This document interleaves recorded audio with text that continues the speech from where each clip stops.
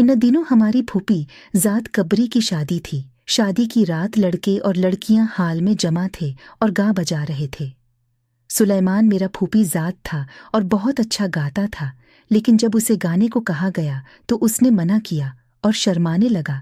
तभी मैंने हिम्मत दिलाई तो उसने एक मकबूल लोक गीत सुनाया। उसकी आवाज़ बहुत अच्छी और गले में सूज था। सब पर सिहर तारी हो गया। मुझ पर तो उसकी परसूज आवाज़ ने ऐसा असर किया कि मैं खोसी गई।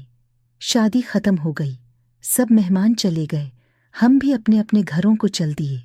मगर मैं इस बार एक नए सुलेमान की तस्वीर को अपने दिल में सजा कर लाई थी। अब उसका ख्याल हर पल मुझे घेरे रखता। निगाहें दरवाजे और कान आहटों पर लगे रहते। मसला ये था कि जिस घर जवान लड़कियां हों वहाँ रिश्तेदार लड़के बहुत कम जाते थे। हालांकि उसका घर हमारे घर के पास था, वो फिर भी नहीं आता था। एक साल यूं ही गुजर गया और मैं उसकी एक झलक भी न देख सकती थी। एक रोज सहन में बैठी थी कि अचानक वो आ गया। बहुत उर्से बाद देखा तो आंखों ने यकीन नहीं किया, बस बत बनी उसे देखती रही। छोटी बहन ने हिलाकर मुझे ख्वाब से बीदार किया। जब मैं होश में आई तो दिल खुशी से लबरेज हो गया, क्योंकि उर्से बाद दिल के मालिक को देखा था। माँ ने उसे खुश आमदीद कहा।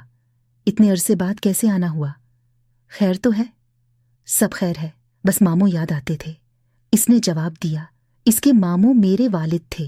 तभी माँ ने हमसे कहा, लड़कियों उठो, किचन में जाओ, कुछ चाय वगैरह लाओ। क्या मेहमान की तवाज़ो मतलूब नहीं है? हम दोनों बहनें किचन में चली गईं। हाँ, तो सुलेमान क्या रिश्ता भूल गए थे। शक्र है आए तो। क्या फूफी की तुमको याद नहीं आती?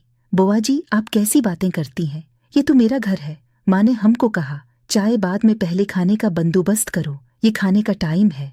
वो किचन में हमारे पास आ गए और बोले, मैं सुलेमान के लिए अच्छा सा सालन बनाती हूँ। उन्होंने भीना हुआ गोश्त बनाना शुरू कर दिया।